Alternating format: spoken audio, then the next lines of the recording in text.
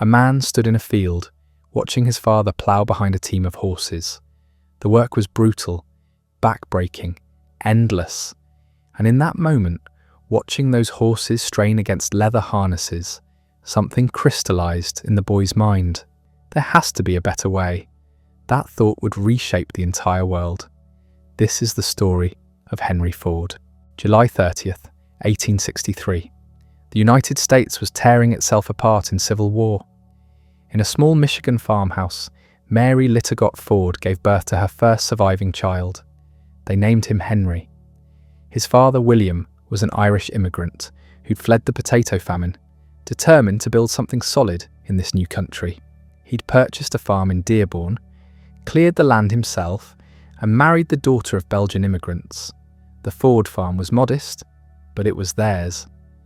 Young Henry hated it, not the land itself, not his family, but the endless, soul-crushing inefficiency of farm work. Every task required hours of manual labour. Ploughing, planting, harvesting, all of it depended on the strength of men and animals. His father would spend entire days behind those horses, walking mile after mile through the same fields. Henry would watch and think, this is insane.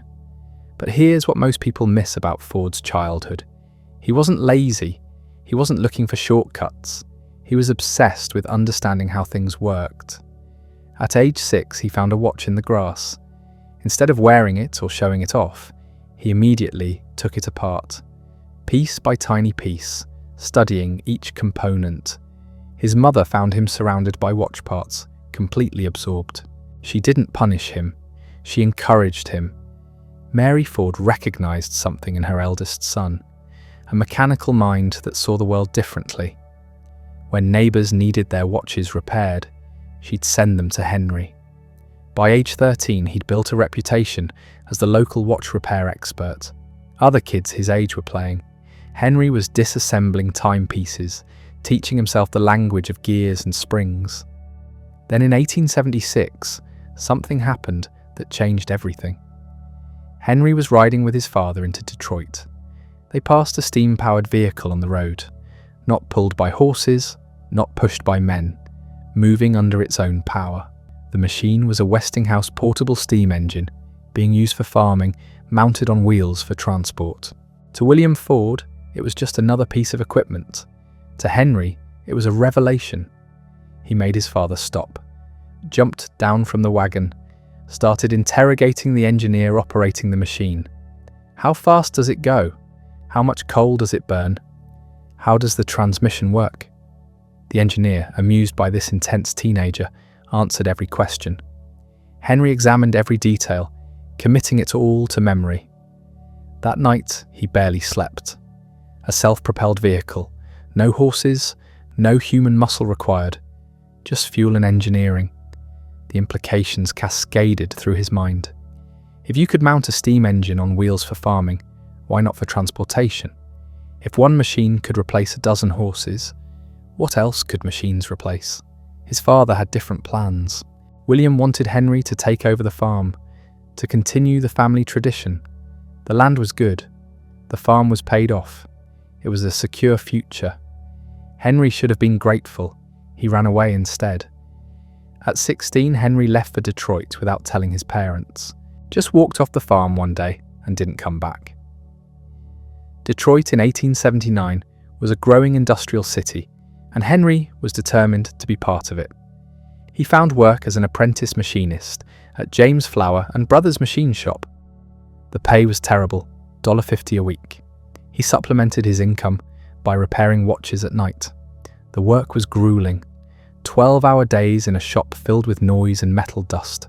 But Henry was learning, not just how to operate machines, but how they were designed, how components fit together, how to think in systems rather than individual parts.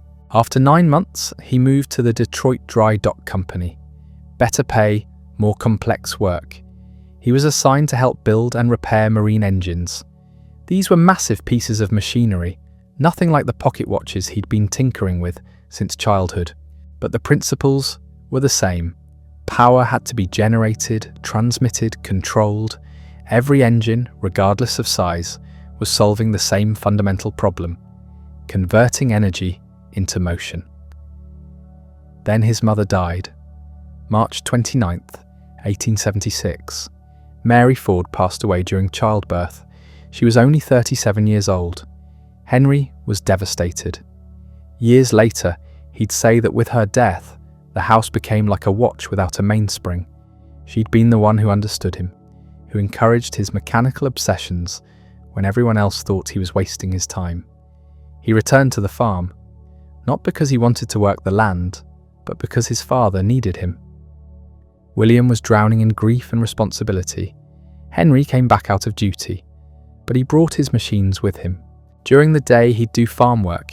At night, he'd tinker. He set up a workshop in a shed on the property and continued his mechanical experiments. He built a small steam engine. He studied internal combustion engine designs. He read every technical manual he could get his hands on. His father watched with frustration. All this machinery, all these experiments, what was the point? The farm needed work, real work, not playing with engines. But Henry had discovered something during his time in Detroit. A new type of engine was emerging, not steam-powered, but gasoline-powered. Lighter, more efficient, more practical. In 1885, he read about the first successful gasoline-powered automobile, built by Carl Benz in Germany. The internal combustion engine wasn't just theoretical anymore, it was real. And if it could be built in Germany, it could be built in Michigan. Around this time, Henry started courting Clara Jane Bryant. She was a farmer's daughter, practical and strong-willed. Their first meeting was at a dance on New Year's Eve, 1885. Henry was immediately smitten. He spent the entire evening talking to her, probably about engines. Most women would have been bored. Clara was fascinated. She saw what his mother had seen. Henry wasn't just a dreamer. He was someone who would actually build the things he imagined. They married on April 11th, 1888. Henry was 24. Clara was 22. The ceremony was held at her parents' house. William Ford gave them 40 acres of timberland as a wedding gift. Henry built a small house and a sawmill on the property. The deal was clear.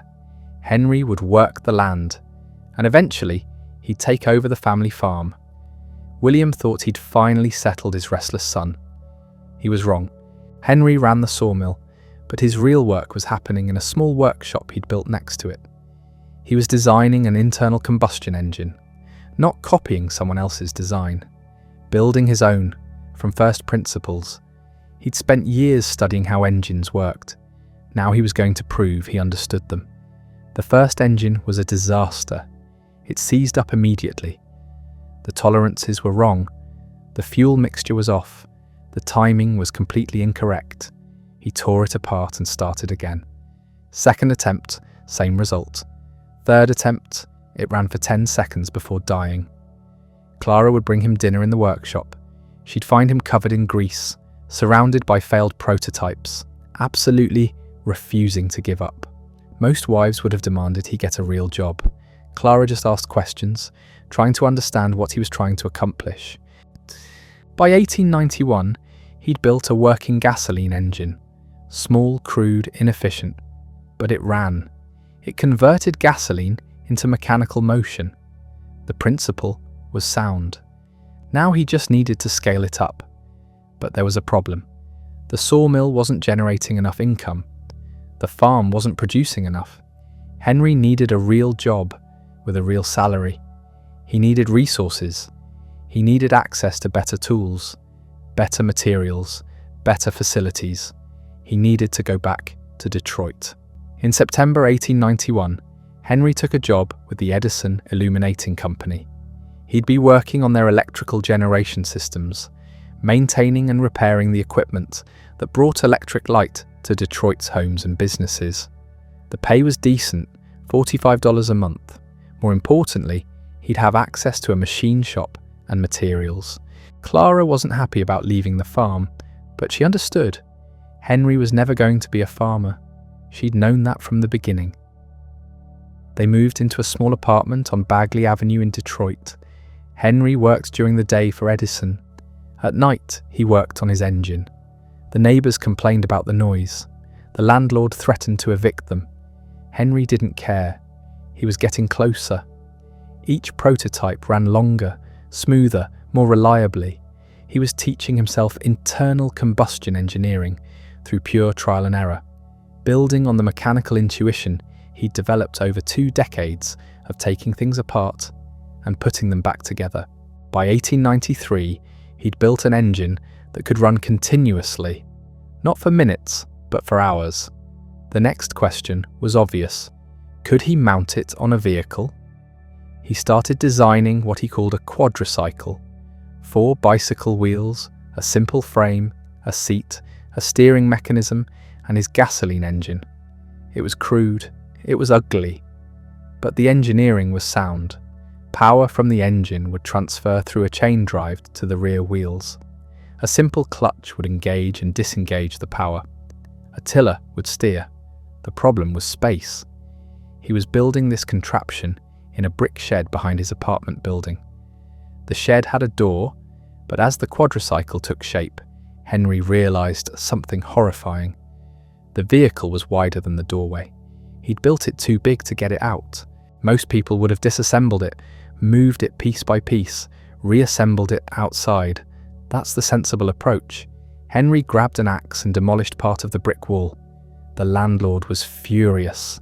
Henry didn't care. He had a vehicle to test. June 4th, 1896, 2 in the morning. Detroit streets were empty. Henry and his assistant, James Bishop, wheeled the quadricycle out through the hole in the wall.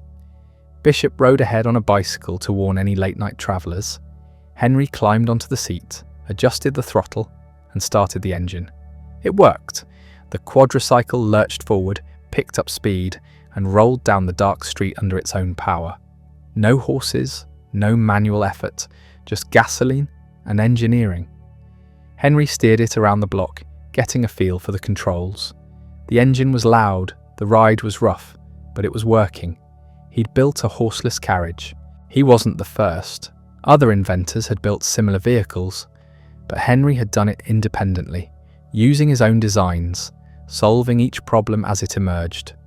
The quadricycle proved something crucial. He could turn his ideas into reality, but building one vehicle for himself was just the beginning. The real question, the one that would define the rest of his life, was whether he could build them for everyone else.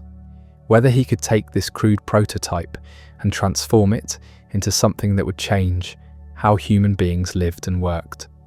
The farm boy, who hated watching horses plough, was about to start a revolution. But first, he'd have to convince the world that his vision wasn't insane, that automobiles weren't just toys for rich men, that the future he saw so clearly in his mind could actually be built. And that journey would require something Henry had never learned on the farm or in the machine shop. It would require business. It would require money. It would require partners. Things that made perfect mechanical sense often made no business sense at all. Henry was about to discover that building the machine was the easy part. The Detroit Automobile Company was founded in August 1899. Henry Ford was chief engineer. Finally, after years of working for other people, he had backing, resources, and a mandate to build automobiles. The investors believed in the future of motorized vehicles. They believed Henry could deliver. They were wrong about the second part. Henry designed a delivery wagon. It made sense. Businesses needed vehicles to transport goods. A commercial market existed. Build something practical, sell it to companies, establish the business, then expand. Logical. But Henry couldn't stop tinkering. Every vehicle that left the workshop was different from the last. He'd build one, then immediately see how to improve it. So he'd change the design. Then he'd spot another inefficiency, another modification. The investors wanted production. Henry wanted perfection. These goals were incompatible. By November 1900, the company had built maybe 20 vehicles. They were expensive. They broke down constantly. Customers complained. The investors grew impatient. They'd put money into this venture expecting returns, not excuses about engineering challenges. In January 1901, the Detroit Automobile Company dissolved. Henry was out. The investors had lost their money. The newspapers noted the failure briefly, then moved on. Just another failed venture in a city full of them. Henry was 40 years old. He'd been given a chance and squandered it. Most men would have accepted defeat, returned to a regular job, admitted that inventing was one thing and business was another. Henry went racing instead. This seems insane. He'd just failed at the practical side of the automobile business. The solution should have been to become more practical, more focused on what customers actually wanted. Instead, he decided to build the fastest, most powerful car he could design and drive it against other maniacs in front of crowds. But Henry understood something the investors didn't. In 1901, automobiles were curiosities, rich men's toys, unreliable contraptions that broke down more often than they ran. Most people had never seen one. Fewer had ridden in one. Almost nobody wanted to buy one. Racing changed the equation. Put automobiles in front of thousands of people. Make them loud, make them fast, make them exciting. Show that these machines could do things horses couldn't. Generate headlines, create desire. Henry built a racer, 26 horsepower. For context, his quadricycle had been 4 horsepower. This was a monster. He entered a race at the Grosse Pointe track, outside Detroit in October 1901. The favourite was Alexander Winton, a Cleveland manufacturer who'd been building and racing cars for years. Winton was famous. His vehicles were proven. He was expected to win easily. Henry had never raced before. He'd barely driven anything faster than his quadricycle. But he understood engines, he understood power, and he was absolutely fearless when it came to machinery. The race was 10 laps, about 10 miles total. Winton took an early lead, pulling ahead easily. His car was faster, his experience superior. Henry stayed close, but he was clearly outmatched. Then, around lap 7, Winton's car started smoking. Something was wrong. The engine was overheating. Winton slowed. Henry didn't. He passed Winton on lap 8 and won the race. The crowd went wild. The newspapers covered it extensively. Henry Ford, unknown engineer, defeats famous manufacturer. David beats Goliath. It was perfect. More importantly, it worked. New investors appeared. Men who'd read about the race and wanted to back this Ford character. Maybe he could build something. Maybe there was money to be made. The Henry Ford Company was formed in November 1901. New backers, new workshop, new chance. Henry was chief engineer again. This time surely he'd learned his lesson. This time he'd focus on production, on practical vehicles, on building a sustainable business. He lasted 3 months. Same problem. Henry wanted to design race cars. The investors wanted to sell automobiles to customers. Every meeting was a fight. Henry insisted that racing would build the brand, create publicity, prove the technology. The investors insisted that racing was expensive and didn't generate revenue. They were both right, but they couldn't work together. In March 1902, Henry left the company. Or was forced out. The accounts vary. Either way, he was gone. The company brought in Henry Leland, an experienced engineer, to take over. They renamed it Cadillac. It would become one of the most successful luxury car brands in America. Henry, meanwhile, was unemployed again. 41 years old, 2 failed companies, a reputation for being difficult. Most investors in Detroit now considered him a bad bet. Brilliant engineer, terrible businessman. Too obsessed with speed and performance to build something people actually wanted to buy. But Henry had one ally who hadn't given up. A man who'd believed in him from the beginning and who had the patience to let Henry figure things out at his own pace. His name was Alexander Malcolmson, and he was a coal dealer, not a mechanic, not an engineer, a businessman who sold coal to homes and factories in Detroit. Why would a coal dealer back Henry Ford? Because Malcolmson understood something about the automobile business that most people missed. The market wasn't rich men buying toys, that market was tiny. The real market, the massive market, was ordinary people who needed transportation. Farmers, workers, middle-class families, nobody was building for them. Every automobile manufacturer was focused on luxury vehicles, expensive, complex, requiring a chauffeur to maintain and operate. These sold for thousands of dollars. Only the wealthy could afford them. Malcolmson saw the gap. Build a simple car, make it reliable, price it low enough that regular people could buy it. The market would be enormous. Henry saw the same thing, always had. The quadricycle had been simple by design. His racing vehicles were complex because racing demanded performance, but his vision for a practical automobile had always been straightforward. Light, durable, cheap. In 1903, Malcolmson and Ford formed a partnership. They'd build a car together. Malcolmson would handle the business side. Henry would handle the engineering. They scraped together enough money to rent a small factory on Mack Avenue in Detroit and started building. The Model A, not the famous one from the 1920s. The first one. A simple two-cylinder engine, a basic transmission, a lightweight frame. It wasn't fancy, it wasn't fast. It cost $750, which was still expensive, but less than most automobiles on the market. They built it in July 1903 and immediately ran out of money. The company had 12 investors total. Most had contributed small amounts. The total capitalization was $28,000. They'd spent almost all of it building the first vehicle and setting up the factory. They needed to sell cars immediately or the company would collapse. Henry took the Model A to a doctor in Chicago. The doctor bought it. Then Henry sold another to a dentist in Detroit. Then another to a lawyer. Word spread. The car worked. It didn't break down every 5 miles.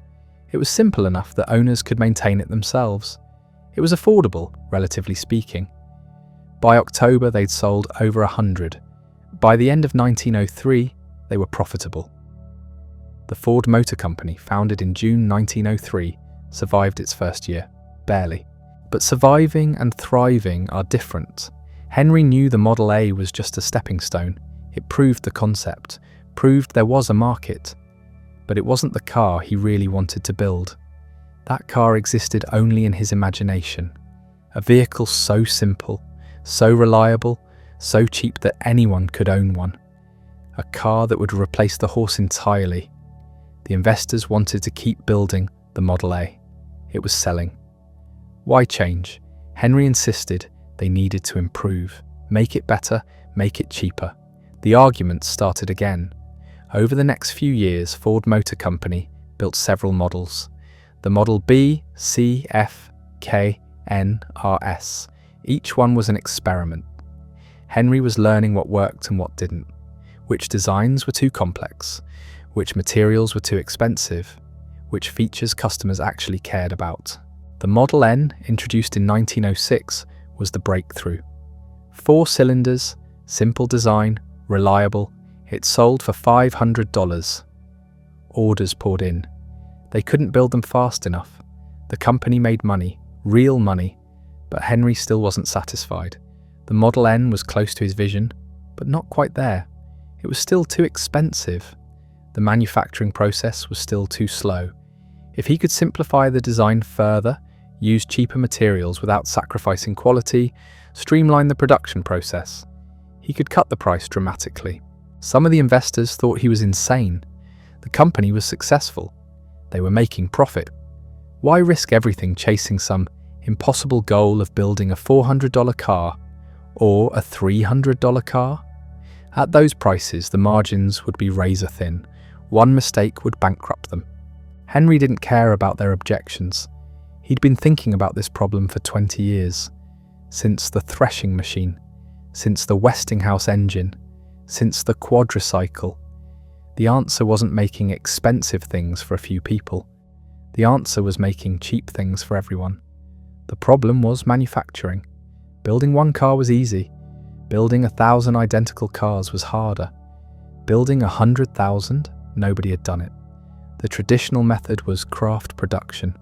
Skilled workers built each car individually. Every vehicle was slightly different because humans aren't perfectly consistent. It was slow. It was expensive. It didn't scale. Henry started thinking about production differently. What if you didn't build the whole car in one place? What if you broke the process into small, simple steps? Each worker does one task, just one, over and over. They get incredibly good at that single task, fast, efficient. Then the partially completed car moves to the next station. The next worker does their one task, then it moves again. This wasn't a new idea. Gun manufacturers had used similar methods. Slaughterhouses moved animal carcasses on overhead rails, with workers at stations performing specific cuts. But nobody had applied it to something as complex as an automobile. Henry started designing the factory around this concept. Not just the car, the factory itself, how the parts would flow, where workers would stand, how long each task should take. He was engineering the entire system. In 1908, he was ready.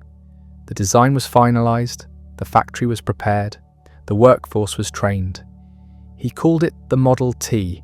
It had a 20 horsepower 4-cylinder engine, a simple planetary transmission, vanadium steel for the frame, stronger and lighter than regular steel, high ground clearance for rough roads. It could be disassembled and repaired by anyone with basic tools. It came in one colour, black, because black paint dried fastest. The initial price was $825, still expensive, but Henry had plans. He told his partners that he'd reduce the price every year as production increased. They thought he was joking. You don't reduce prices when demand is high, you raise them. That's basic economics. Henry understood something different. If you could make manufacturing more efficient, each car would cost less to build. Pass those savings to customers. Lower prices increase demand. Higher demand justifies more investment in efficiency, which lowers costs further, which allows lower prices. It's a cycle, a virtuous cycle, but only if you could actually make the manufacturing more efficient, only if the system worked. If it didn't, you'd just be selling cars at a loss and destroying the company. Everything depended on the factory, on the process, on whether Henry's vision of mass production could actually function in reality. The first Model T rolled off the line on September 27th, 1908. It worked perfectly. Orders flooded in. By the end of the year, they'd sold over 10,000. The following year, even more. The company couldn't keep up with demand, but Henry still wasn't satisfied. The factory was too slow. Workers were still doing too much. The process was still too complicated. He needed to go further. He needed to strip away every unnecessary movement, every wasted second, every inefficiency. What he needed was an assembly line. A real one. A moving line that brought the work to the worker instead of workers moving to the work. Nobody had built anything like it for automobile manufacturing. Most people thought it was impossible. Cars were too complex, too many parts, too many variables. Henry started testing in 1913. Small experiments, one section of the factory at a time. He began with the flywheel magneto, a component that generates electricity for the ignition system. 29 separate operations were required to assemble it. One worker doing all 29 operations could complete 9 magnetos per hour. Henry divided those 29 operations among 29 different workers. Each person did exactly one task. The magneto moved down a line, passing from worker to worker. Production jumped to 18 per hour. Double. Just from dividing the labour. But that still required workers to walk to the next station, pick up the part, do their operation, then move it to the next station. Too much wasted motion. Henry installed a mechanical belt. The magneto sat on the belt. The belt moved it forward at a steady pace. Workers stood in place. The work came to them. Production jumped to 35 magnetos per hour. 4 times faster than the original method. Henry watched the experiment with satisfaction. This could work. This could actually work. He expanded the test to other components: the engine, the transmission, the radiator. Each one followed the same pattern. Break down the assembly into the smallest possible tasks. Arrange workers in sequence. Move the parts along a line at a controlled speed. Every test showed dramatic improvements. Faster assembly, lower costs, fewer errors. The workers didn't need extensive training anymore. You could take someone off the street and teach them a single operation in a few hours. They'd be productive immediately. This solved another problem. Skilled labour was expensive and scarce. There weren't enough experienced mechanics to build thousands of cars. But you didn't need mechanics anymore. You needed people who could perform one simple task repeatedly. That pool of potential workers was enormous.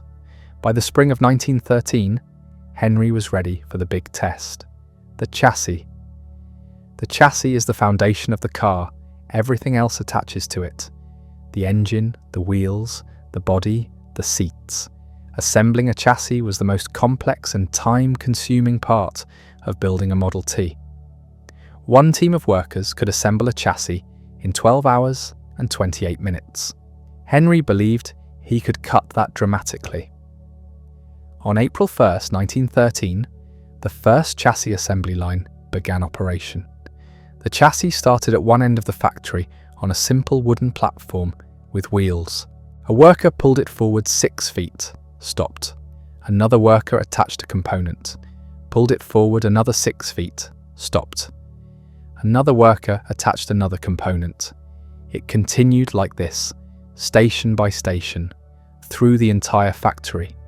The first chassis took 5 hours and 50 minutes, half the original time. Good, but not good enough. The pulling was irregular, sometimes fast, sometimes slow. Workers at later stations often waited while earlier stations caught up. The line wasn't truly continuous. Henry added a windlass, a mechanical winch that pulled the chassis at a constant speed. The rope moved steadily. No stopping, no waiting. Workers had to keep pace. Time dropped to 3 hours and 50 minutes. Better, but still not revolutionary. The rope system was awkward, limited. Henry needed something more sophisticated. He sent engineers to study other industries, meatpacking plants particularly. The disassembly lines where animal carcasses moved on overhead rails through a sequence of workers who each made specific cuts. That system had been refined over decades. It was efficient, brutal, precise. The engineers returned with detailed drawings and measurements. Henry adapted the concept.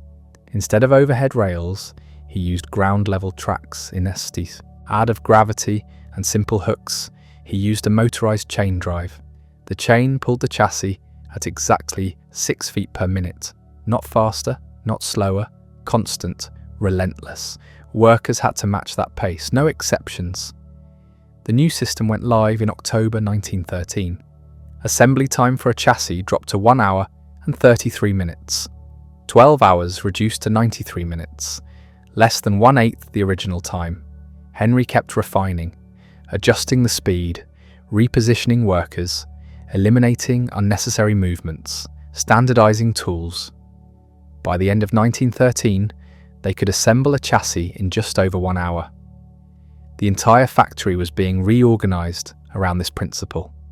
Every component, every subassembly, every process was being broken down and streamlined. Parts arrived at each station at precisely the right moment. No searching, no waiting, no inventory piling up. The factory became a machine itself. Not just a building where machines were housed, but a single, integrated system where materials flowed in one end and finished automobiles emerged from the other in a continuous stream. Production exploded. In 1908, the company built just over 10,000 Model Ts. By 1914, they were building over 300,000. The price dropped, as Henry had promised, $825 in 1908, $575 by 1912, $440 by 1914. Every year, cheaper. Every year, more accessible. The American middle class could now afford an automobile. Not just the wealthy, regular people, factory workers, farmers, shopkeepers. This changed everything. But there was a problem, a serious problem that threatened the entire system. Workers hated it. The assembly line was mind-numbing, repetitive, exhausting. You stood in the same spot for 9 hours. You performed the same motion over and over, hundreds of times per day. Thousands. No variation, no creativity, no autonomy. You weren't building a car. You were attaching bolt number 7. Again and again and again. Men quit constantly. The turnover rate was staggering. In 1913, the company had to hire 52,000 workers to maintain a workforce of 14,000. That means 38,000 people quit or were fired. They'd train someone, they'd work for a few weeks or months, then they'd leave. Training new workers constantly was expensive. It disrupted production. It undermined the efficiency gains. Henry needed to solve this. The traditional solution was simple: pay workers more. But how much more? 10%? 20%? Henry thought bigger. In January 1914, he made an announcement that shocked the business world. $5 per day, minimum wage for every Ford worker. The going rate for factory work at the time was around $2.34 per day. Henry was more than doubling it. Other industrialists thought he'd lost his mind. You can't pay workers that much. They'll waste it. They won't work as hard if they're paid too well. It's economically insane. Henry disagreed. He'd done the math. Turnover was costing the company millions. Training costs, lost productivity, quality problems from inexperienced workers. If higher wages reduced turnover, they'd pay for themselves. But there was something else, something more fundamental to Henry's vision. If you pay workers well, they can afford to buy the products they make. They become customers. The $5 wage meant Ford workers could actually purchase a Model T. That expanded the market.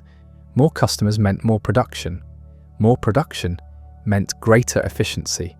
Greater efficiency meant lower costs. Lower costs meant lower prices. Lower prices meant even more customers. The cycle continued. This wasn't generosity. This was strategy. The announcement created a sensation. The next morning, 10,000 men showed up at the factory gates hoping to get hired. They came from across the country. The crowd became a mob. Police were called. Fire hoses were used to disperse people in freezing weather.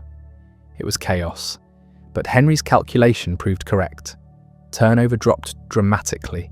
Productivity increased. Workers stayed. They bought houses. They bought cars. They became invested in the company's success. The business community was forced to reconsider. Maybe Henry wasn't crazy. Maybe he'd discovered something important about industrial capitalism. Pay workers enough to become consumers. Create a large middle class with purchasing power. That middle class becomes your customer base. Everyone benefits. This became known as Fordism. Not just assembly line production, but the entire system. Mass production. High wages, low prices, consumption-driven economy. It would define 20th century capitalism. But Henry wasn't thinking about economic theory. He was focused on the factory, on making it faster, more efficient, more productive. By 1915, production hit 500,000 cars annually. By 1920, over 1 million.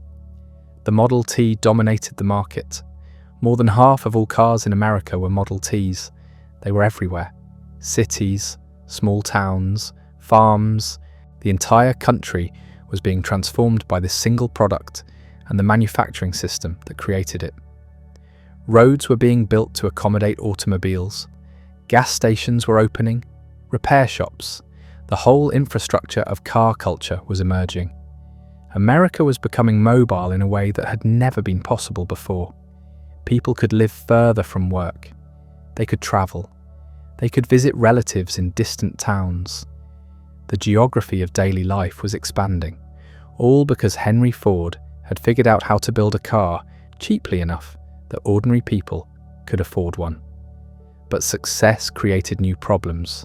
The Model T had been revolutionary in 1908. By the early 1920s, it was becoming dated. Other manufacturers were offering more features, more comfort, more style, different colours. The market was evolving. Customers wanted choice. They wanted luxury. They wanted cars that reflected their personality and status. Henry resisted. The Model T was perfect for its purpose: reliable, simple, affordable. Why change it? He made minor improvements over the years, but the fundamental design remained the same. This was a mistake, the biggest mistake of his career. General Motors, led by Alfred Sloan, was taking a different approach. They offered multiple brands at different price points: Chevrolet for entry-level buyers, Pontiac and Oldsmobile for the middle class, Buick for those who wanted something nicer, Cadillac for the wealthy, a car for every person purpose. They updated designs annually, new models, new features, new colours. They made car buying exciting, fashion-driven. GM understood something Henry didn't. Customers weren't just buying transportation anymore. They were buying status, identity, style. The car you drove said something about who you were. The Model T said you were practical, frugal, maybe a little behind the times. By 1926, Ford's market share was collapsing. Model T sales were declining. Dealers were complaining. The company was losing money. Henry finally admitted what everyone else had known for years. The Model T was finished.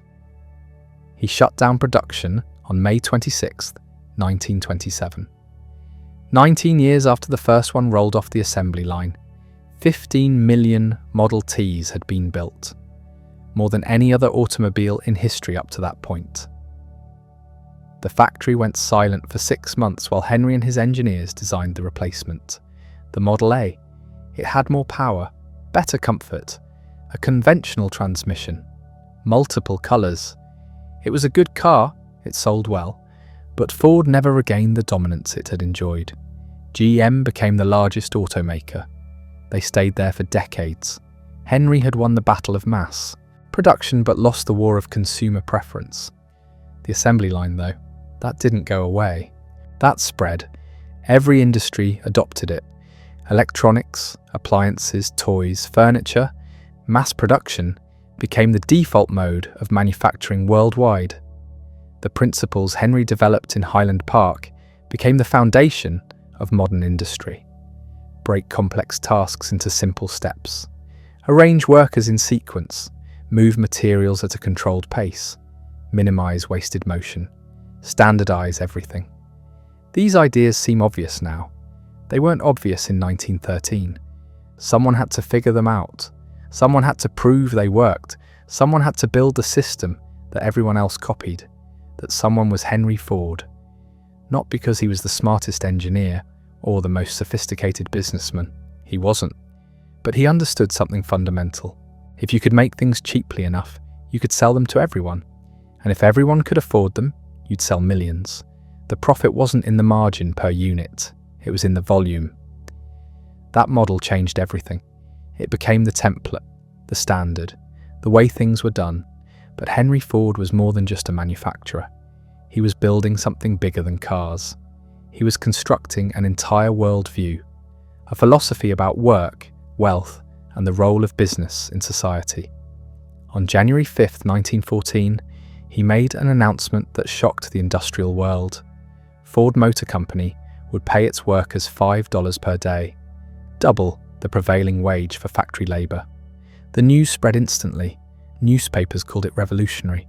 Economists called it madness. Competing manufacturers called it a publicity stunt. 10,000 men showed up at the factory gates the next morning. They wanted jobs. They wanted that $5 wage. Police had to control the crowds. What was Henry thinking? Why would he voluntarily pay workers twice what he had to? The answer reveals something important about how his mind worked. First, practical economics. The assembly line was brutal work. Repetitive, monotonous, soul-crushing in its sameness. Workers quit constantly. Turnover was nearly 400% annually. Henry was spending enormous sums hiring and training replacements. The $5 wage reduced turnover dramatically. Workers who made that much couldn't afford to quit. They needed the job. They became loyal, stable. The factory ran smoother. Second, customer creation. Henry understood that his workers were also potential customers. If they made $5 a day, they could afford to buy a Model T. A factory full of well-paid workers was also a marketplace full of potential buyers. Pay them more, sell them cars. Simple. Third, social control, and this is where things get darker. The $5 wage came with conditions. Strict conditions. Henry established something called the Sociological department. A team of investigators who would visit workers' homes, inspect their living conditions, interview their families, check their habits. To qualify for the $5 wage, workers had to prove they were living proper lives. They couldn't drink excessively, couldn't gamble, had to keep their homes clean, had to demonstrate thrift and moral character. Immigrants had to attend English classes and learn American customs. The company literally sent inspectors into workers' bedrooms to verify they weren't doing anything improper. This wasn't generosity. This was social engineering. Henry believed he knew how people should live. The $5 wage was a tool to enforce his vision of proper behavior. Workers accepted it because $5 a day was life-changing money, but they paid a price in privacy and autonomy that went beyond their hours at the factory. Henry also had strong opinions about money itself. He distrusted banks, distrusted financiers, believed they were parasites who produced nothing but lived off the productive labour of others. In his view, the world was divided into makers and takers. Makers built things, created value, contributed to society. Takers shuffled paper and extracted wealth without producing anything real. This wasn't entirely wrong. The financial system in the early 1900s was often corrupt and predatory. But Henry took it too far. He saw conspiracy everywhere, particularly among Jewish bankers. In 1918, Henry bought a newspaper, the Dearborn Independent. He used it as a platform for his views. At first, it published typical small-town content, local news, agricultural advice, human interest stories. Then it changed. In May 1920, the Independent began running a series of articles titled "The International Jew, the World's Problem."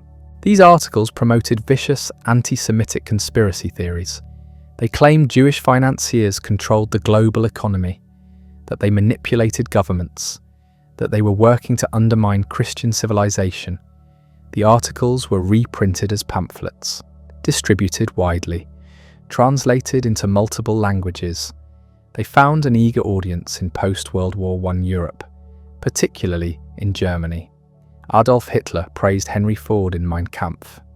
The Nazi Party distributed Ford's anti-Semitic writings. When Hitler came to power, he kept a portrait of Henry Ford on his office wall. Henry Ford, the man who revolutionized manufacturing and paid his workers well, was also a leading promoter of anti-Semitic hatred. This contradiction is difficult to reconcile. How could someone who did so much good also do such harm? The answer is that people are complicated. They contain multitudes. Henry Ford was brilliant in some ways and blind in others. His mechanical genius didn't translate to moral wisdom. His success in business didn't make him right about everything. In 1927, after a Jewish attorney filed a libel lawsuit against him, Henry shut down the Independent's anti-Semitic campaign. He issued a public apology, said he'd been unaware of what the paper was publishing.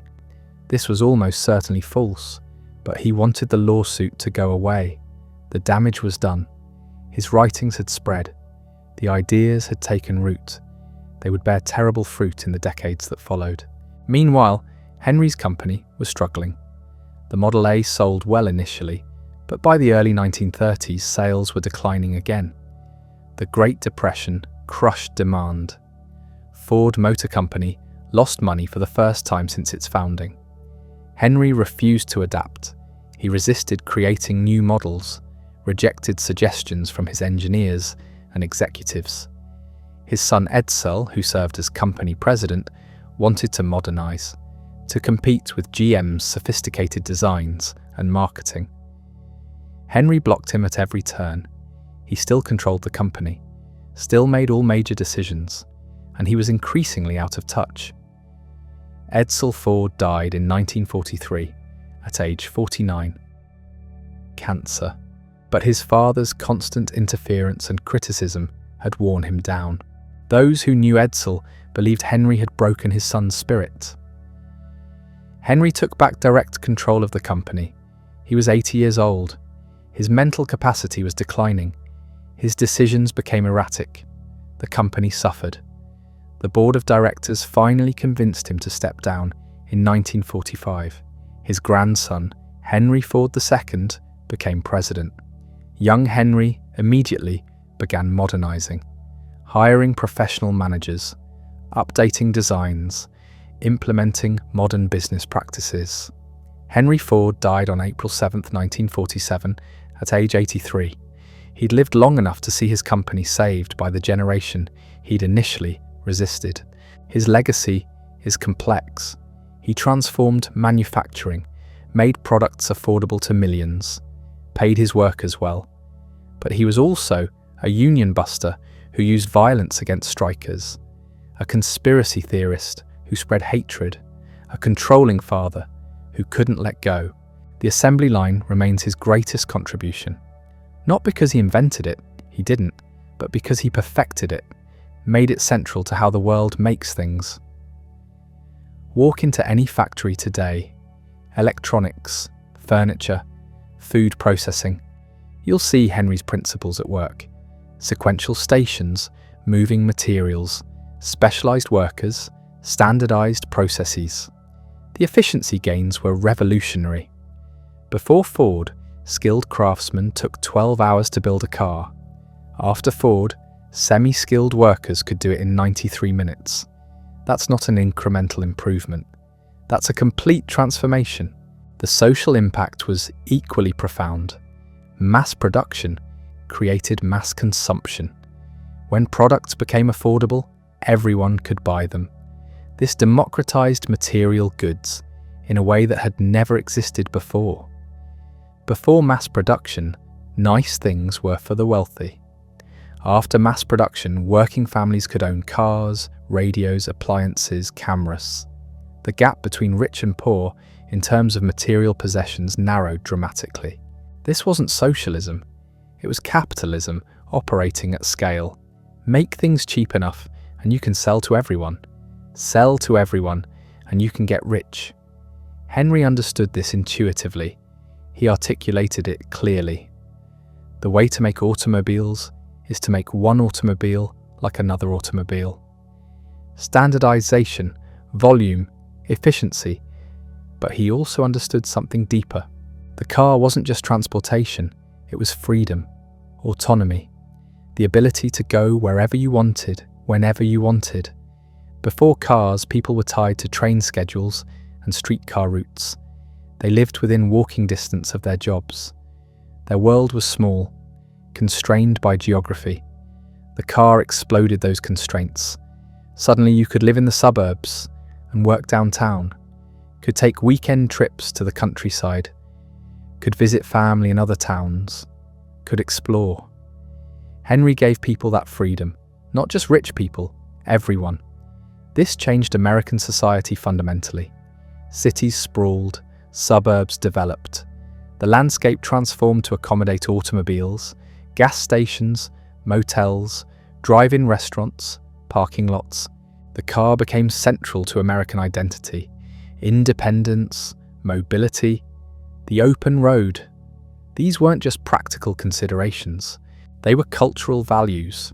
Henry Ford didn't create those values, but he made them accessible. He turned them from aristocratic privileges into democratic rights. Of course, this came with costs: environmental damage, urban sprawl, dependence on fossil fuels, traffic deaths. These weren't visible in 1908. They became obvious later. Henry never grappled with these consequences. He died believing he'd made the world better, and in many ways, he had. But the full accounting is more complicated. What made Henry Ford successful? What can we learn from him? First, focus. He had one goal: make cars cheaply. Everything served that goal. Every decision, every innovation, every compromise. This single-minded focus allowed him to solve problems others couldn't. Second, willingness to challenge convention. The assembly line violated every assumption about how manufacturing worked. Skilled craftsmen thought it was insulting. Engineers thought it was impractical. Henry built it anyway. Third, understanding of economics. Not sophisticated financial engineering, simple arithmetic. If you make something for less than you sell it for, and you sell millions of them, you get rich. Obvious in theory, difficult in practice. Fourth, and this is crucial, he knew his limitations. Henry understood machines. He understood production. He didn't understand finance or marketing or human psychology. His greatest successes came when he focused on what he knew. His greatest failures came when he ventured into areas where he lacked expertise. The tragedy is he didn't recognize those limitations soon enough. He believed his success in manufacturing made him right about everything: politics, finance, social policy, religion. This is a common pattern. Someone achieves extraordinary success in one domain. They conclude they're generally brilliant. They apply their methods to everything. Sometimes it works, often it doesn't. Henry Ford revolutionized manufacturing, but his opinions on Jewish people were worthless and harmful. His labor practices were often brutal. His management style stifled innovation. We can admire the assembly line while condemning the anti-Semitism. We can appreciate the $5 wage while rejecting the social control that came with it. We can recognize the genius while acknowledging the blindness. History isn't about heroes and villains. It's about complicated people making decisions with consequences they couldn't fully predict. Henry Ford made decisions that changed the world. Some changes were positive, some were negative, most were both. The assembly line created prosperity. It also created monotonous, dehumanizing work. The Model T democratized transportation. It also initiated environmental damage that continues today. The $5 wage improved workers' lives. It also subjected them to invasive surveillance. These contradictions don't cancel each other out. They coexist. The task isn't to calculate a net score. The task is to understand how it all worked. How one man's vision, brilliance, blindness, and stubbornness combined to reshape the industrial world. Standing in Highland Park today, you can still see the factory where it happened, the building where the assembly line first ran. It's mostly empty now, a museum, a landmark, but the ideas developed there are still running. Every factory, every production line, every system optimized for efficiency and volume. Henry Ford didn't invent mass production, but he proved it could work. He showed the world what was possible when you organized labor and materials with ruthless efficiency. And once the world saw what was possible, there was no going back. The assembly line conquered manufacturing, but Ford's ambitions didn't stop there. He wanted to control everything that went into his cars, every component, every material, every stage of production, from raw earth to finished vehicle. This obsession would lead him to the Amazon rainforest and one of the most spectacular failures in industrial history. In the 1920s, rubber was becoming a problem. Every car needed tires, lots of them. Rubber came from trees in Southeast Asia, mostly controlled by British colonial interests. A cartel controlled prices. They could raise them at will. Ford hated being dependent on anyone for anything. He decided to grow his own rubber. Not in some small experimental farm, in a vast plantation carved from the jungle. He would build an entire American town in Brazil, complete with hospitals, schools, golf courses. He called it Fordlandia. The project was doomed from the start. Ford sent engineers who knew nothing about tropical agriculture. They cleared thousands of acres of rainforest and planted rubber trees in neat rows. Just like corn in Iowa, just like production lines in Detroit. The trees died. Rubber trees don't grow well in plantations. They need the biodiversity of the jungle. Pests and diseases spread rapidly through monocultures. The engineers kept planting. The trees kept dying. Ford poured millions into the project, built American-style houses that trapped heat and humidity, served American food to Brazilian workers who hated it, imposed American work schedules in a climate where afternoon labor was dangerous. The workers rebelled. They rioted, destroyed equipment. The American managers fled. Ford sent new managers. The cycle repeated. After 17 years and $20 million, Fordlandia had produced almost no rubber.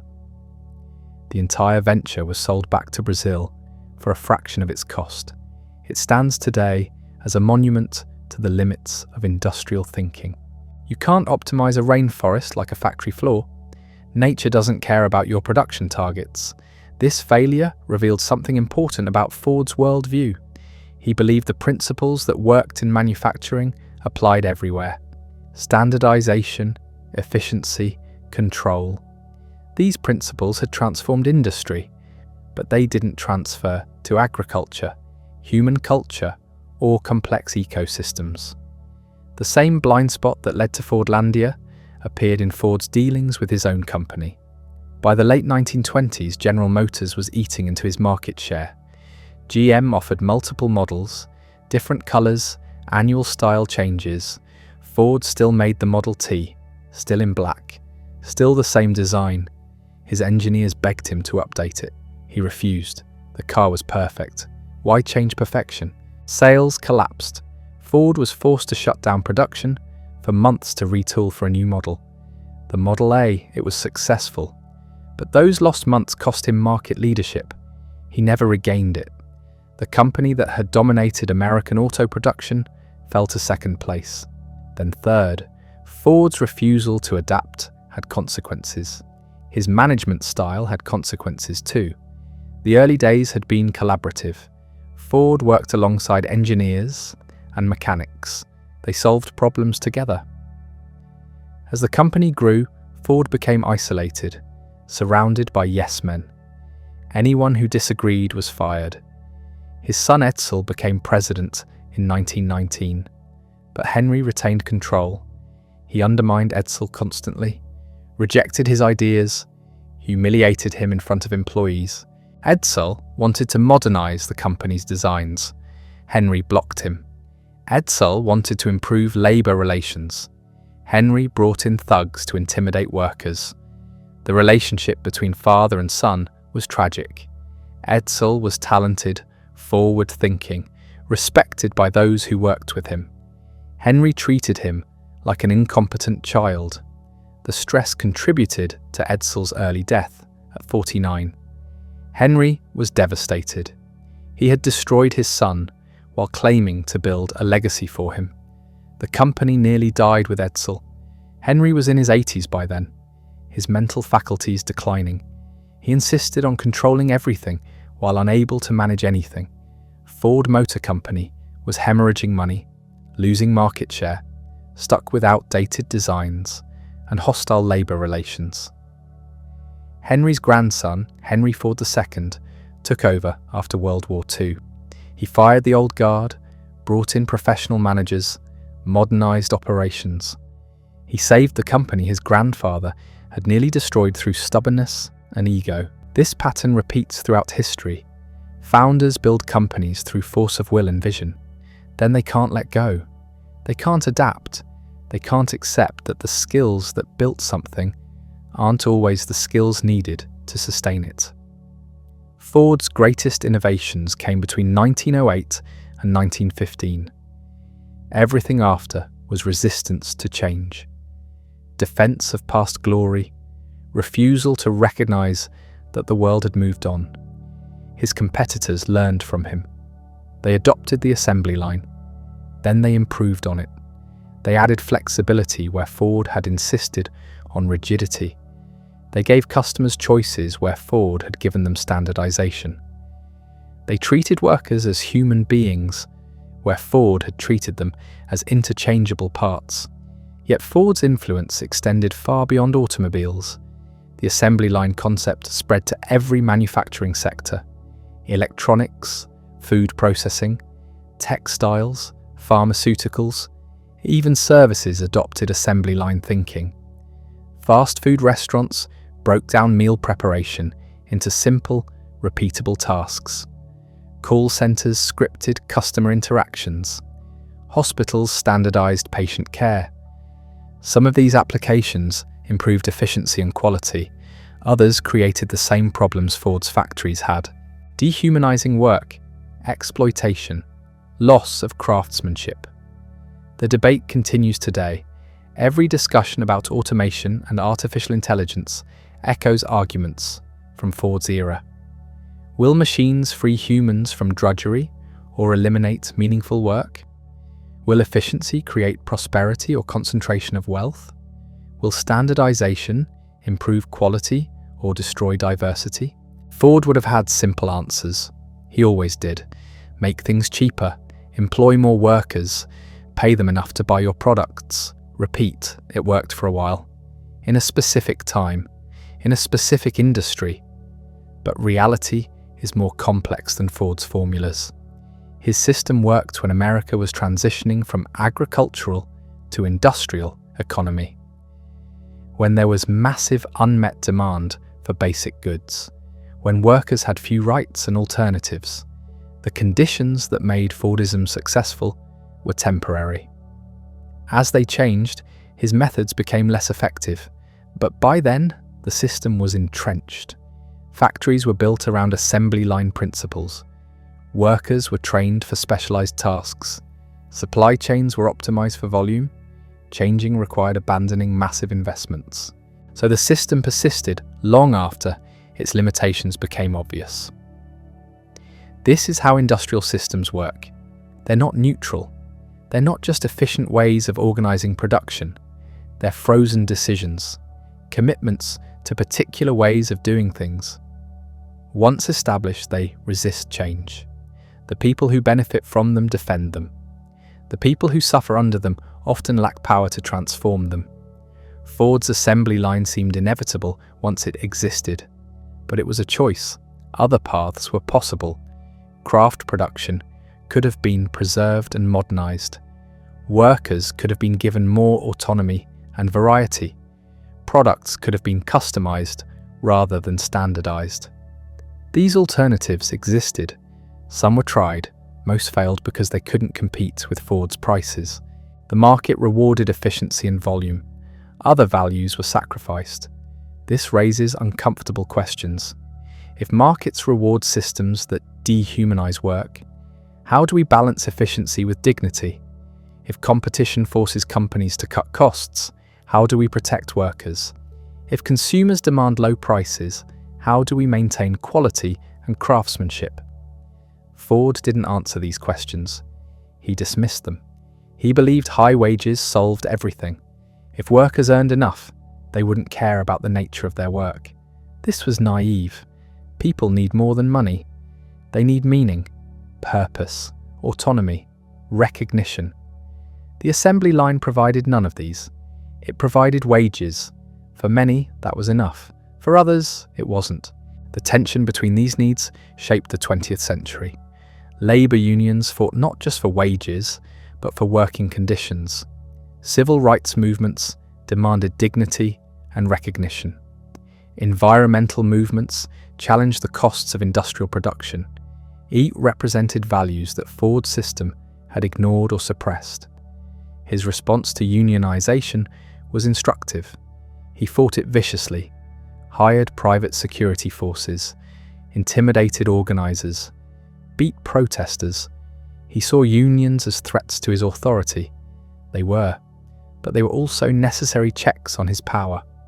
Without them, workers had no voice, no protection, no recourse against arbitrary decisions. The Battle of the Overpass in 1937 became symbolic. Union organizers were distributing leaflets outside a Ford plant. Company security guards attacked them, beat them severely. Photographers captured the violence. The images shocked the nation. Ford's reputation as a benevolent employer was shattered. The man who had pioneered the $5 wage was revealed as someone willing to use violence against workers seeking basic rights. He eventually accepted unionization, not willingly, under pressure from government and public opinion. The United Auto Workers organized Ford plants in 1941. Henry saw it as a betrayal. Workers saw it as justice delayed. This conflict wasn't unique to Ford. It played out across American industry. Owners who saw themselves as benefactors couldn't understand why workers demanded more. They pointed to wages, benefits, employment.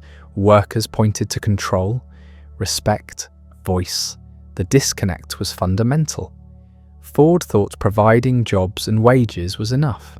Workers thought they deserved a say in how those jobs were structured. Both sides had legitimate points. The resolution required compromise, something Ford was never good at. He saw everything as win-lose. Either he controlled his company or someone else did. Either his vision prevailed or it was destroyed. This binary thinking served him well in the early days, when building something new required singular focus. It served him poorly later, when sustaining success required adaptation and collaboration. The pattern shows up everywhere. In technology companies where brilliant founders become obstacles.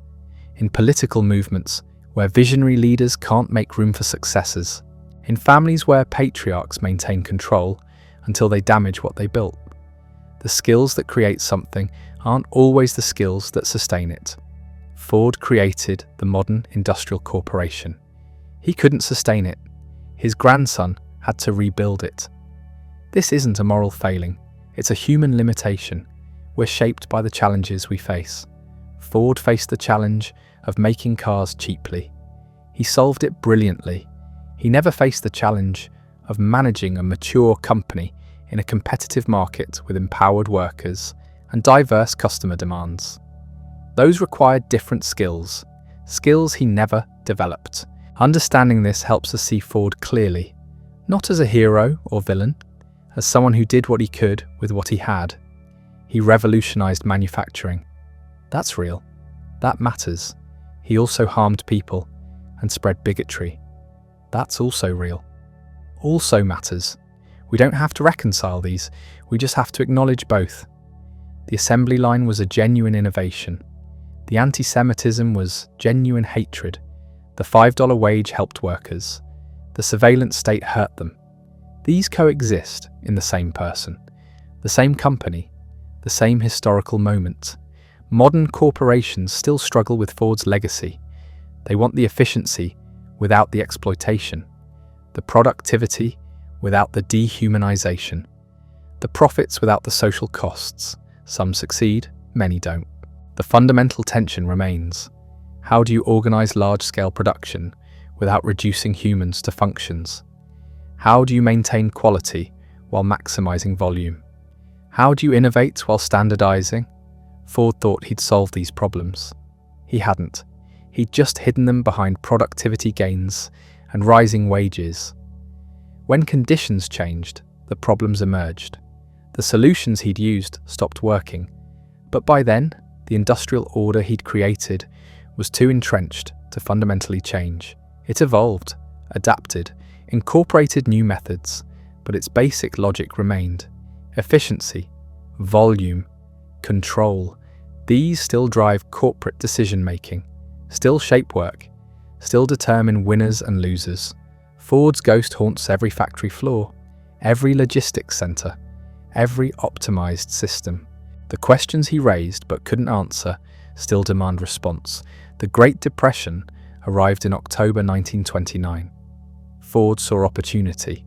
While other manufacturers cut production and laid off workers, he announced plans to increase wages and maintain employment. It was vintage Ford, bold, contrarian, calculated to generate publicity. The reality was different. Ford did keep some plants running. He did maintain some employment, but thousands of workers lost their jobs. Wages were cut, hours reduced. The $5 day became a memory. Ford blamed outside forces, Wall Street speculation, government interference, Jewish bankers. His anti-Semitism intensified. He saw conspiracy everywhere. The Dearborn Independent had stopped publishing in 1927 after lawsuits and public pressure forced Ford to issue an apology, but he never truly recanted. In private conversations and internal company communications, the same themes persisted: external enemies, secret manipulation, hidden control. This paranoia shaped his response to the Depression. He rejected New Deal programs, fought unionization more fiercely, tightened control over his company and his town. Dearborn became more fortress than city. Bennett's security force grew. Surveillance expanded. Anyone suspected of Union sympathy was fired, sometimes beaten. The service department maintained files on thousands of workers and citizens. In 1932, unemployed workers organized a march to Ford's River Rouge complex. They were demanding jobs. The march was peaceful. It ended in violence. Dearborn police and Ford security met the marchers at the city limits. Someone gave the order to fire. 4 marchers were killed, dozens wounded. The dead became martyrs. The incident became legend. Ford blamed communist agitators, said the marchers were armed.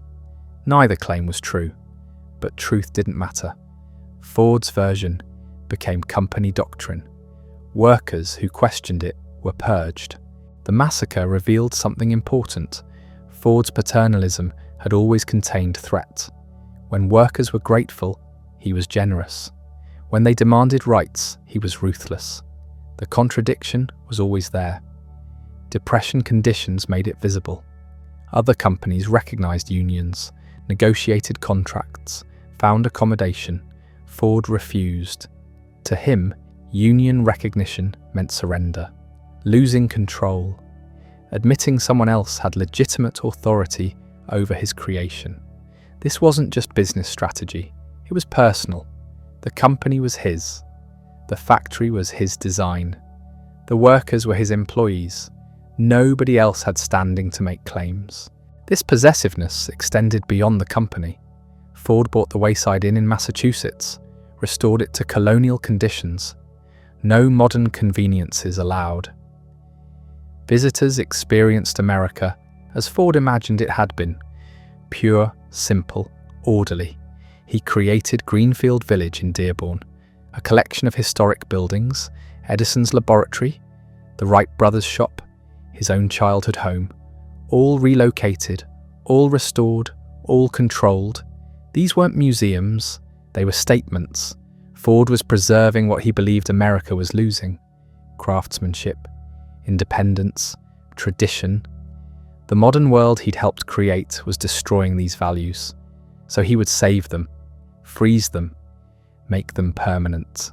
The contradiction never seemed to bother him. He'd revolutionized production and transportation, made modern life possible, then spent his fortune trying to preserve pre-modern conditions. Both impulses came from the same place: control, the power to shape reality according to his vision.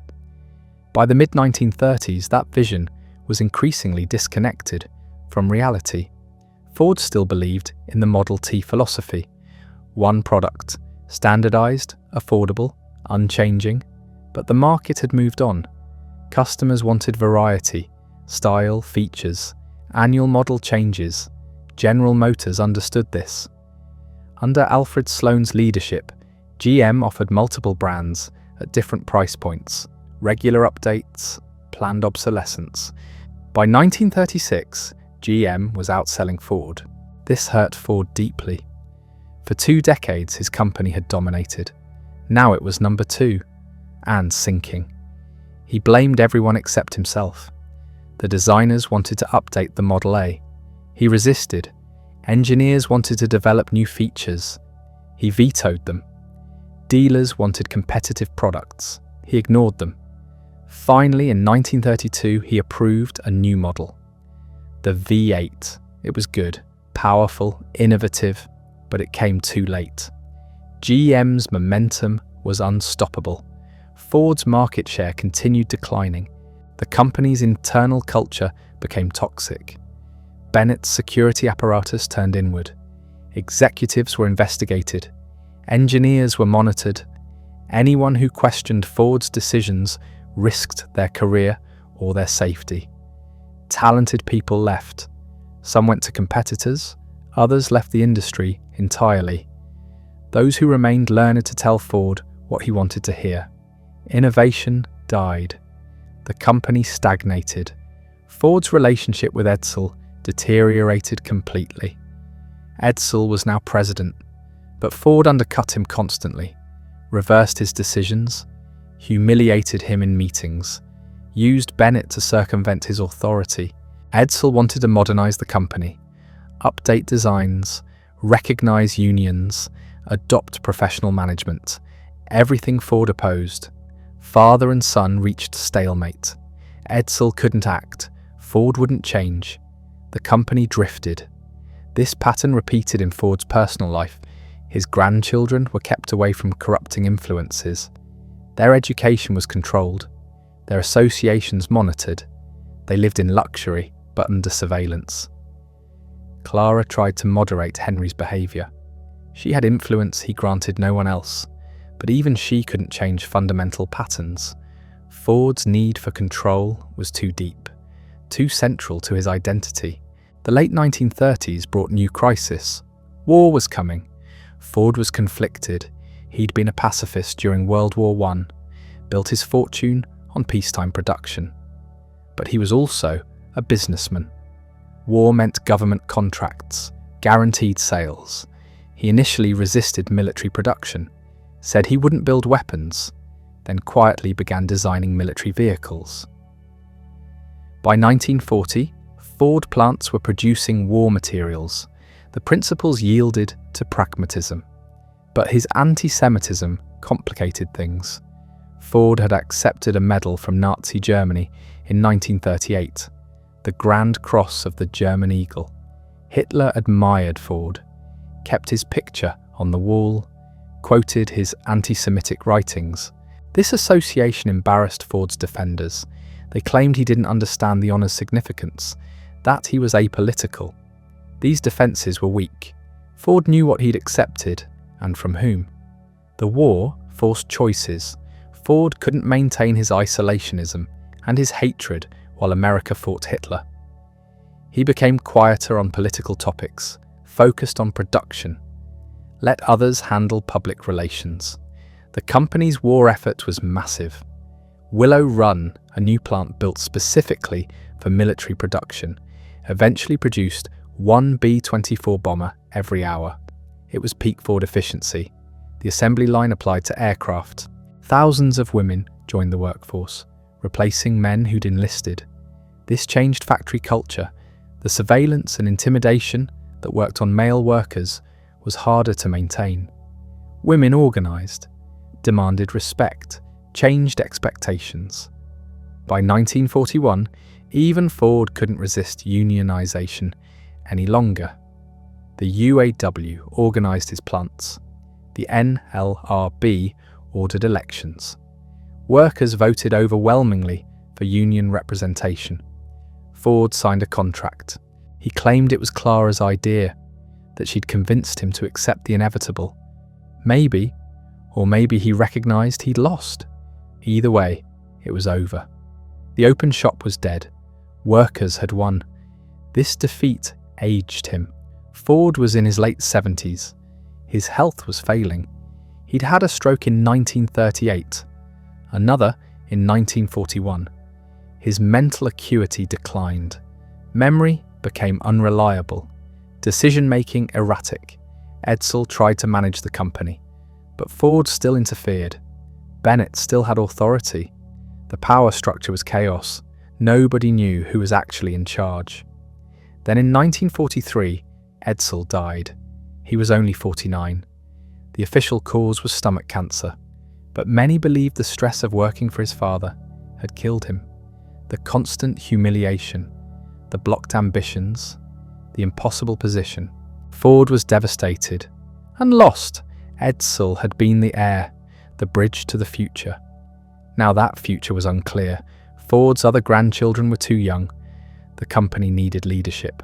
Ford couldn't provide it. He tried. Reclaimed the presidency at age 79, attempted to run the company as he had decades earlier, but his mind wasn't sharp. His judgment was poor. Decisions made no sense. The company stumbled. Clara intervened.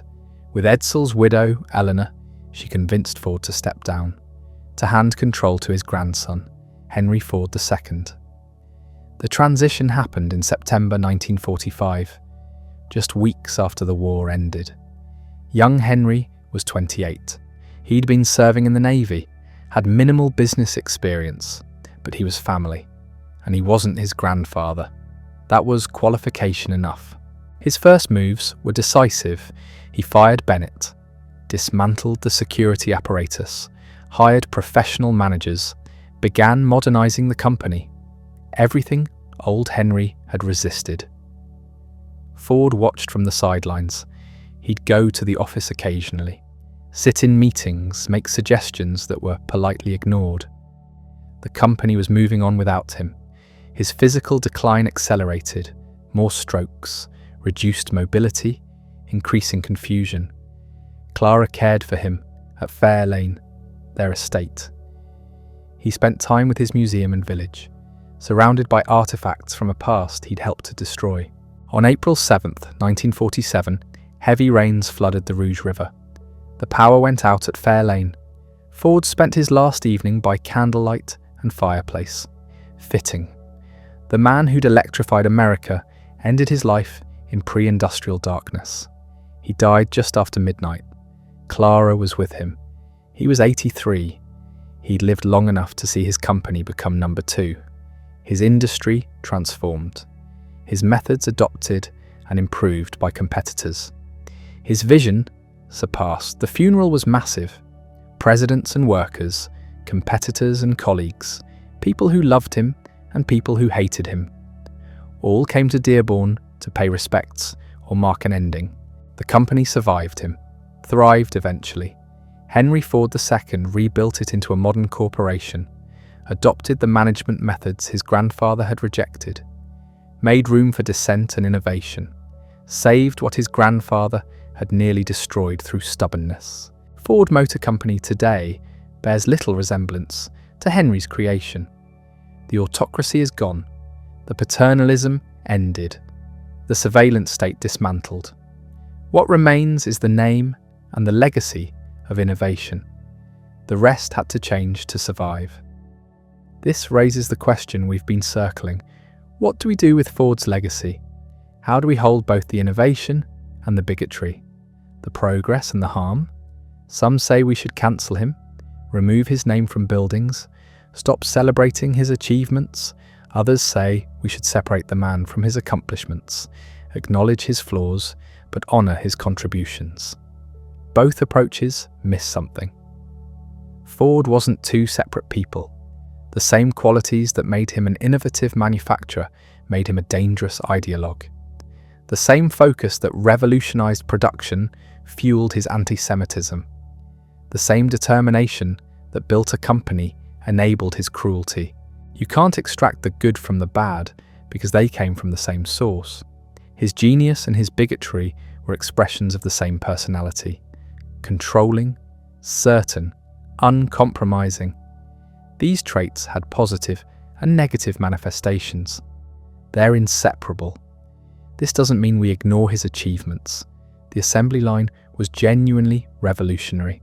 Mass production changed human life. These contributions are real. They matter. They've improved countless lives. But acknowledging achievement doesn't require celebrating the person. We can study Ford's methods without venerating Ford. We can learn from his innovations without excusing his hatred. We can understand his impact without making him a hero. This is harder than simple cancellation or simple celebration. It requires holding complexity, admitting that history is messy, that the people who change the world are often deeply flawed, that progress comes from imperfect humans doing imperfect things. Ford proves this completely. He revolutionized manufacturing and spread anti-Semitic propaganda. He raised wages and crushed unions. He created opportunity and destroyed lives. All of this is true. All of this happened. We don't get to pick which parts of Ford were real. The challenge is living with this complexity, not resolving it into something simpler, not pretending the bad parts didn't happen or that they somehow cancel the good. Just acknowledging all of it, holding all of it, learning from all of it. Modern corporations still grapple with Ford's shadow. They want efficiency without exploitation. They want innovation without autocracy. They want Ford's results without Ford's methods. Sometimes they succeed, often they don't. The fundamental tensions remain unresolved. The question isn't whether we can create perfect systems led by perfect people. History proves we can't. The question is whether we can build systems that survive imperfect leadership, that limit damage, that correct course when things go wrong. Ford never built those systems. He built around himself, made himself indispensable, rejected the structures that might have outlasted him. When he finally lost control, the company nearly died with his outdated vision. Modern management theory emerged partly as a response to Ford. Peter Drucker studied him, used him as an example of what not to do, wrote about the dangers of the cult of personality, the importance of institutional knowledge, the need for succession planning. Ford became a case study in failure, not manufacturing failure, organizational failure, human failure. The textbooks still teach him, not as hero but as warning. Walk through a modern automotive plant. You'll see Ford's assembly line, refined, improved, automated in ways he never imagined. The basic principle remains: sequential production, specialized tasks, continuous flow, but you'll also see something Ford never allowed. Worker input, quality circles, continuous improvement teams. The Japanese took Ford's methods and added what he rejected: human judgment, collective wisdom, respect for the people doing the work. They beat American manufacturers for decades using Ford's own principles applied with humility instead of arrogance. The student surpassed the teacher by learning what the teacher refused to learn. This pattern repeats throughout business history. Innovator creates breakthrough, becomes convinced of their own genius, rejects adaptation, gets overtaken by those willing to evolve. Ford saw it happening, watched General Motors climb past him, watched Chrysler innovate where he stagnated, spent his final active years fighting the future instead of shaping it, died knowing he'd been surpassed. His greatest fear realized: being ordinary, being forgotten, being wrong. He fought against it so hard he guaranteed it. The irony cuts deep. If Ford had been less controlling, his company would have been stronger. If he'd been less certain, his methods would have lasted longer. If he'd been less Ford, his legacy would be greater. But he couldn't be less Ford. That was the tragedy. The same intensity that drove his success prevented his adaptation. He was trapped by his own personality, imprisoned by the traits that made him successful. This raises uncomfortable questions about innovation itself. Do breakthroughs require obsession? Does genius excuse cruelty? Must we tolerate monsters if they advance progress? History suggests no. For every Ford, there's someone who achieved similar results without similar damage.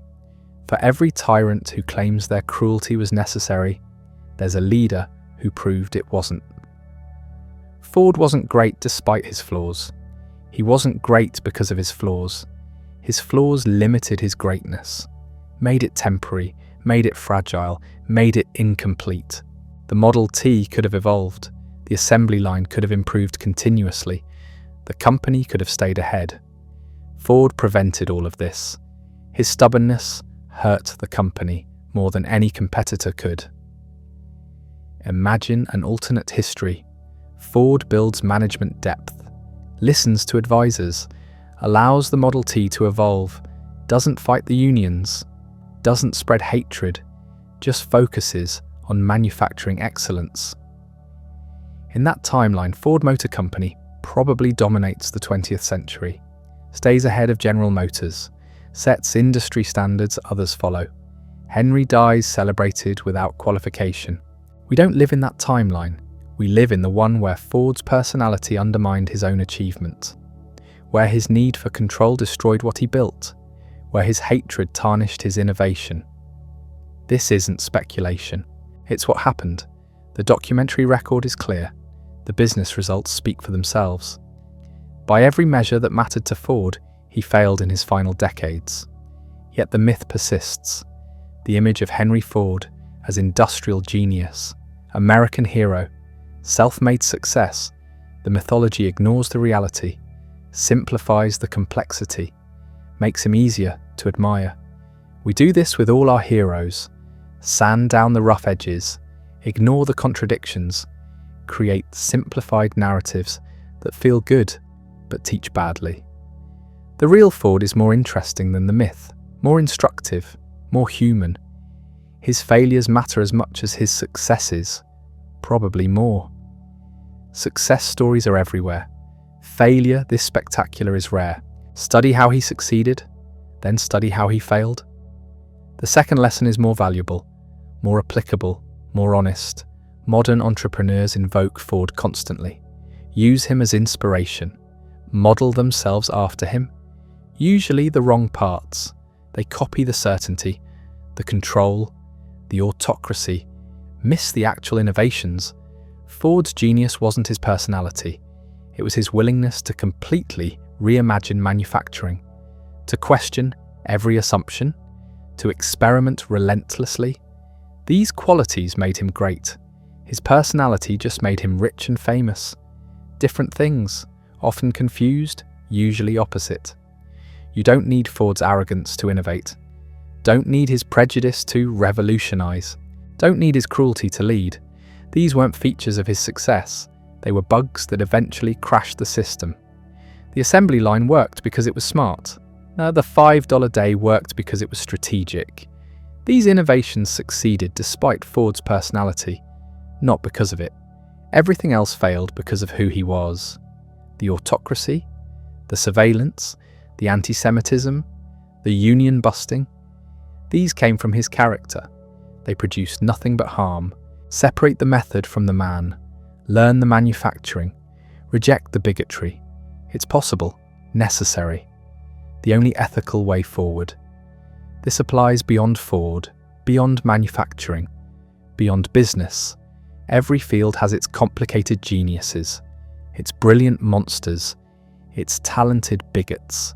We can study their work without excusing their character, can learn their methods without adopting their values, can acknowledge their impact without celebrating their person. This is the mature response, the honest response, the only response that serves truth. Ford would have hated this analysis, would have rejected it completely, seen it as weakness, as betrayal, as evidence of the conspiracy against him. That's fine.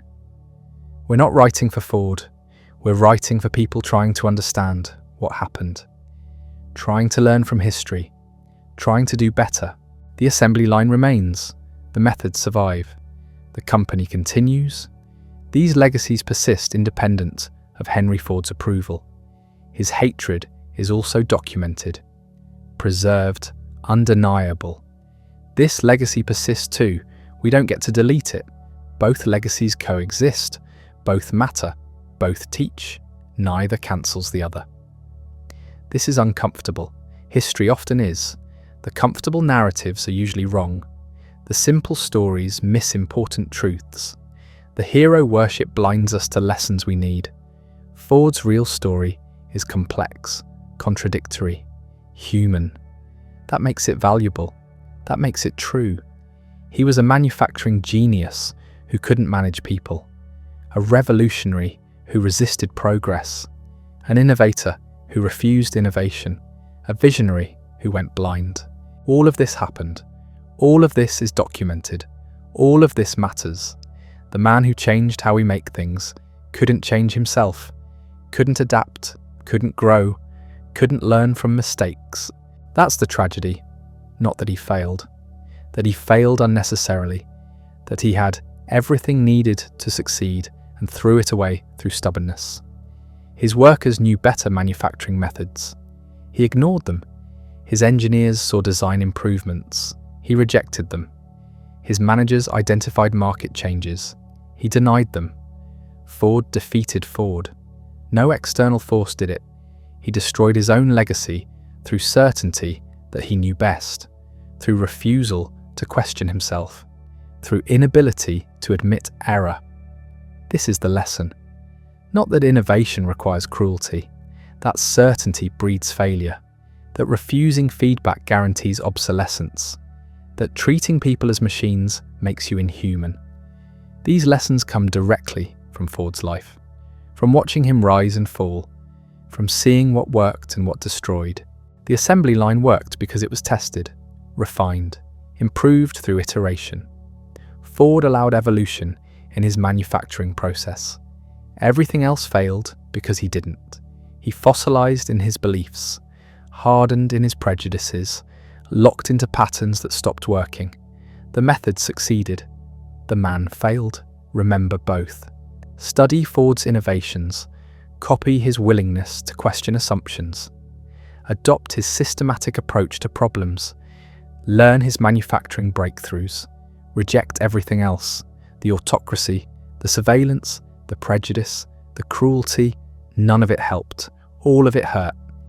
This is the honest assessment, the complete picture, the truth that serves learning better than mythology. Ford changed the world, then the world changed past him. He couldn't accept it, couldn't adapt, couldn't survive his own success. The assembly line rolls on. The company continues. The methods evolve. The man is gone. His innovations remain useful. His hatred remains documented. Both are true. Both matter. Neither erases the other. We live with this complexity. Learn from this contradiction. Grow past this example. The starry-eyed worship serves no one. The complete condemnation misses important lessons. The honest complexity teaches best. Ford was neither hero nor monster. He was a human who did extraordinary things and terrible things, often simultaneously, always consequentially. That's the story. Uncomfortable, true, worth telling completely. The assembly line changed manufacturing forever. That matters. Henry Ford spread anti-Semitic propaganda. That matters too. Same person, same life, same legacy. Hold both. Reject simplification. Accept complexity. Learn completely. This is how we honor truth, how we learn from history, how we do better than those who came before. Not by worshipping or cancelling, by understanding, by seeing clearly, by learning what to copy and what to reject. Ford's life teaches all of this. If we're brave enough to look, honest enough to see, wise enough to learn, the assembly line remains his monument. The hatred remains his shame. Both are permanent, both are real, both are his. We choose what we take forward. The innovation without the cruelty, the method without the bigotry, the revolution without the autocracy. That's possible. That's necessary. That's the only way his story serves the future, instead of poisoning it. Henry Ford died decades ago. His company survives. His methods evolved. His hatred is documented. His innovations continue. All of this is true. All of this matters. All of this teaches. The question isn't what we do with Ford's legacy. It's what we learn from it, how we apply those lessons, what we build on that foundation. The answer determines whether his story serves progress or just provides cautionary tale, whether his complexity teaches wisdom or just confusion. Whether his life helps or haunts, we decide. By how we tell his story, by what we emphasize, by what we learn. Tell it complete, teach it honest, learn it whole. That's how Ford's legacy finally serves something beyond himself. The comfortable narratives fail us here. They always do when facing someone like Ford. We want clean categories, hero or villain, genius or monster, progress or harm. Ford refuses these boxes. He innovated and oppressed. He liberated and controlled. He paid well and surveilled constantly. The same mind that revolutionized production spread conspiracy theories. The same determination that built an empire destroyed a son. This isn't paradox, it's pattern. The traits that enable extraordinary achievement often enable extraordinary damage. Focus becomes obsession. Confidence becomes arrogance. Vision becomes blindness. Ford saw this in others, never in himself. He watched competitors make mistakes and learned nothing about his own. He criticized the financial system's rigidity while enforcing absolute rigidity in his factories. He demanded innovation from his engineers while refusing to innovate his own thinking. The tragedy isn't that he failed. Everyone fails eventually. The tragedy is that he failed preventably. He had everything needed to adapt: resources, talent, time. He chose certainty over evolution, control over delegation, his vision over reality. By 1945, his company was dying. Not from external forces, from internal calcification. The same man who'd revolutionized manufacturing had fossilized it. The innovator had become the obstacle. His grandson saved the company by doing everything Henry had refused: hiring professional managers, accepting unions, delegating authority, listening to people who knew things he didn't. The company survived by becoming what Henry fought against: modern, flexible, collaborative. Everything he'd resisted preserved what he'd built. This reveals something crucial about innovation. The skills that create breakthrough rarely sustain it. The personality that drives revolution often prevents evolution. What works at founding fails at scale. Ford never learned this. He believed his early success proved his methods eternal, that the assembly line's triumph validated everything he thought, that wealth meant wisdom. He was half right. His manufacturing innovations were genuine. The assembly line worked. Mass production transformed industry. These contributions persist independent of his character, but his management philosophy failed. His labor practices hurt people. His bigotry poisoned his legacy. His autocracy nearly destroyed his company. We can acknowledge both, must acknowledge both. The innovations were real. The harm was real. Neither cancels the other. This matters beyond Ford. Every field has its complicated geniuses, people whose brilliance and cruelty intertwine, whose achievements and atrocities coexist. We face choices about how to remember them, what to emphasize, what to learn, what to carry forward. The easy path is simplification. Make them heroes and ignore the harm. Make them villains and ignore the achievement. Both approaches serve comfort over truth. The harder path is complexity. Acknowledge everything. Study what worked, understand what failed, learn from both.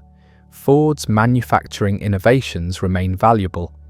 His systematic approach to problems, his willingness to question assumptions, his focus on affordability and accessibility. These lessons transfer not just to manufacturing, to any field requiring transformation. The method of breaking down complex problems, testing solutions, iterating toward improvement. But his management approach teaches through negative example: the autocracy that stifled innovation, the surveillance that bred resentment, the certainty that prevented adaptation. These are warnings, patterns to avoid, mistakes documented so others don't repeat them. Modern corporations invoke Ford constantly, usually wrongly. They copy the control without the innovation, the certainty without the testing, the personality cult without the actual achievement. Real Ford innovation was methodical, experimental, based on observation and iteration. He tested assembly line concepts for years before full implementation. He measured everything. He refined constantly. This is what made him successful, not his personality, his process. When he abandoned that process, when certainty replaced experimentation, he failed. The lesson isn't worship the genius, it's study the method, copy what worked, reject what didn't, test everything, change what fails. This applies beyond business, beyond manufacturing, to any human endeavor requiring sustained excellence. Innovation comes from questioning assumptions, not from asserting certainty, from testing ideas, not from defending them, from learning from failure, not from denying it. Ford did this early, then stopped. The man who'd questioned every manufacturing assumption refused to question his own beliefs. The revolutionary became reactionary. The innovator became obstacle. This is the pattern to avoid. Not the early success, the later failure, the inability to evolve, the refusal to adapt. Success doesn't prove your method's eternal. Early triumph doesn't validate later decisions. Past achievement doesn't excuse present harm. These seem obvious. They weren't to Ford, aren't to most people who achieve extraordinary success. The very qualities that enable breakthrough often prevent the recognition that breakthrough alone isn't enough. Ford thought the assembly line proved everything.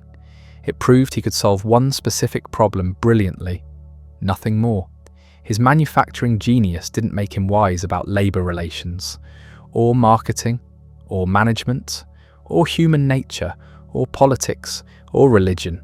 He was expert in one domain, ignorant or harmful in most others. The tragedy was his inability to recognize the difference. This is common. Expertise in one area creates illusion of expertise in all areas. Success in one domain suggests competence in every domain. Neither is true. The wise response is humility.